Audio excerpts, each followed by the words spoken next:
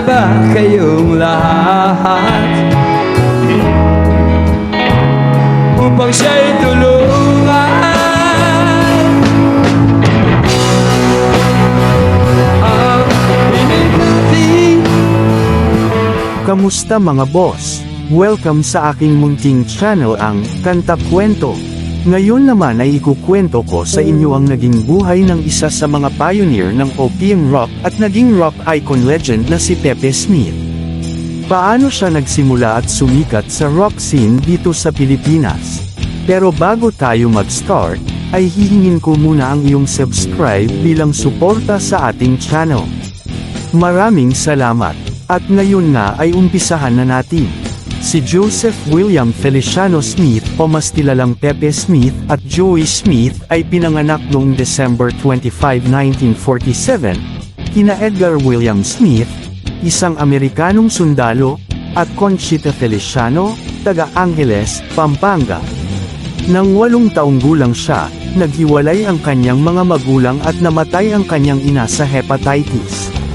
Si Smith at ang kanyang kapatid na si Raymond ay tumira sa kanilang lola na si Concordia Go sa Camuning, Quezon City. Natuto si Smith tumugtog ng drums noong siya'y 9 years old pa lamang at bumuo ng unang rock band sa edad na 11 noong 1959. Ang grupong ito, kasama ang mga kaibigan mula Camuning, ay unang tinawag na Blue Jazzers, Villains, at kalaunan ay Surfers. Bilang surfers, nagkaroon sila ng 6 na buwan na gig sa Vietnam noong mga bandang 1960s. Pagkalipas ng ilang taon, sumikat si Smith sa Manila bilang drummer at lead vocal ng The Downbeats Band. Ginagaya si Mick Jagger ng Rolling Stones, kaya tinawag siyang Mick Jagger ng Pilipinas. Ang Downbeats, pinamamahalaan ng Reyes Clan ng Pasig, mga may-ari ng RCR Productions, ay lumabas sa TV specials at pelikula.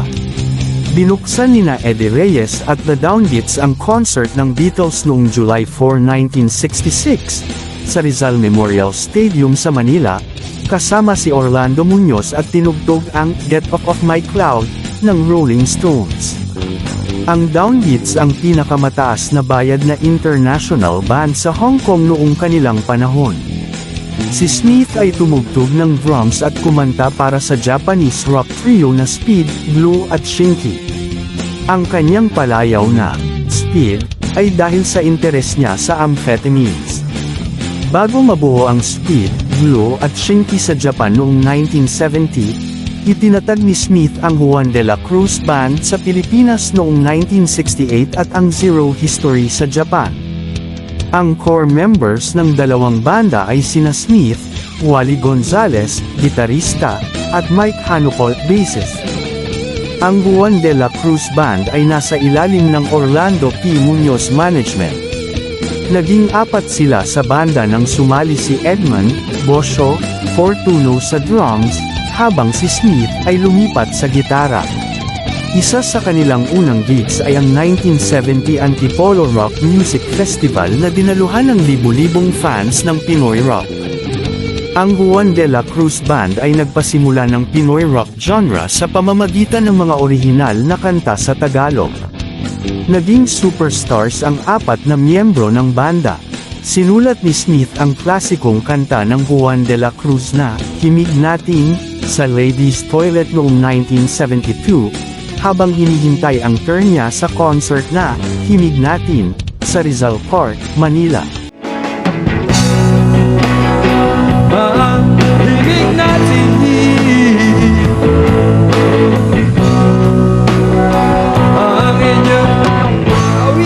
Bagaman naging rock anthem sa Pilipinas ang Himig Natin at iba pang kanta ng Juan de la Cruz, walang kita ang banda mula sa recordings. Nabili ng Vicor Music ang rights sa buong catalog mula pa noong simula ng banda. Binabayaran ang mga miyembro ng banda ng buwanang allowance at iba pang fees para sa live shows at recordings. Matagal nang magkaibigan at madalas na magkakabanda sina Smith at Yumaong Fortuno. Si Fortuno ang guro at mentor ni Smith sa drums.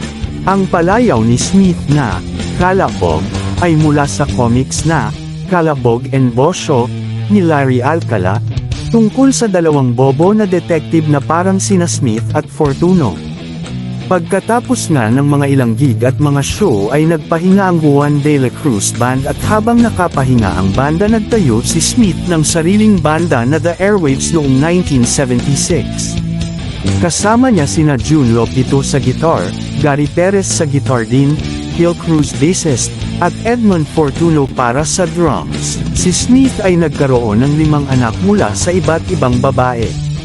Ang chismis na ang panganay niyang si Queenie, ipinanganak noong 1976 at isa ring rock singer, ay anak ng artistang si Agnes Arellano ay pinabulaanan ni Agnes, "Wala kaming anak ni Joey, hindi ako ina ni Queenie." Ang iba pa niyang anak ay sina Sanya Smith, 1985, Bebop, 1989, Desiderata, Daisy, 1991, at Delta, 1992. Ang huling 3 anak ay mula sa kanyang asawa na si Rosuela Cruz. At noong October 5, 1991, inaresto si Smith sa bahay niya sa Quezon City dahil sa ilegal na pagmamay-ari ng shabu. Nakulong siya ng 19 na buwan mula 1992, dahil sa bintang na drug trafficking. Ang madalas niyang bisita sa kulungan ay si Apa Ongpin na tumulong sa kanyang legal na depensa. Pinalaya siya dahil sa kawalan ng ebidensya. Noong 1994, nagawaran siya ng Rock Legend Award sa NU Rock Awards. Sa parehong taon, nakaligtas siya sa isang aksidente sa sasakyan na nagdulot ng pinsala sa kanyang panga at nagpahinga siya ng ilang buwan. Sa unang Juan de la Cruz reunion concert noong 1998, isa-isang pumanhik sa entablado ang mga miyembro ng banda, nagdadagdag ng instrumento isa-isa, hanggang sa umabot sa isang dramatic na climax na sinamahan ng fog at light effects. At noon ng 2005, inilabas ni Smith ang kanyang unang solo album na Idiosyncrasies sa Alpha Records. 3 taon itong ginawa mula 2002, at may 14 na mga kanta. Kasabay nito, inilabas rin ng Vicor Music ang Juan de la Cruz 3 CD collection.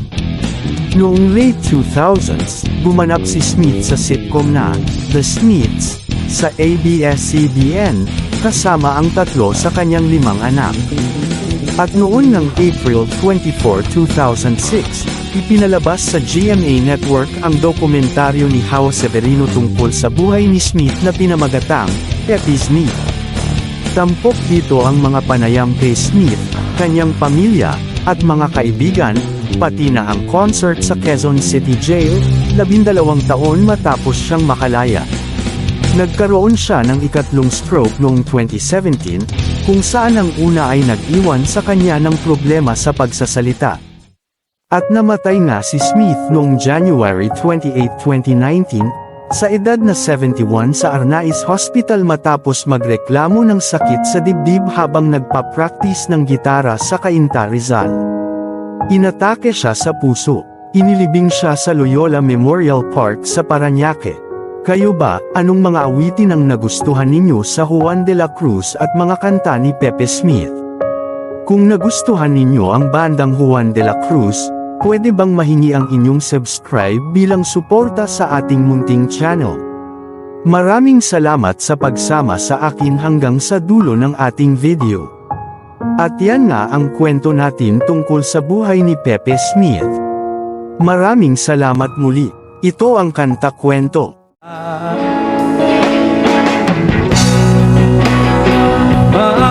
Ibig natin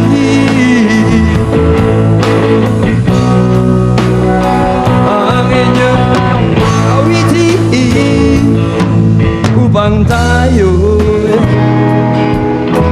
magsama-sama sa langit ang pag-asa.